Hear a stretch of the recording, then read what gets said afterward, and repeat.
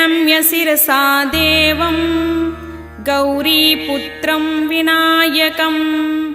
भक्तावासं स्मरे नित्यम् आयुष्कामार्थसिद्धये प्रथमं वक्रतुण्डं च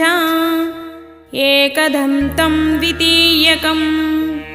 तृतीयं कृष्णपिङ्गाक्षं गजवक्त्रं चतुर्धकं लम्बोदरं पञ्चमं च षष्ठं विकटमेव च सप्तमं विघ्नराजं च धूम्रवर्णं तथाष्टकं नवमं बालचन्द्रं च दशमं तु विनायकम् एकादशं गणपतिं द्वादशं तु गजाननं द्वादशैतानि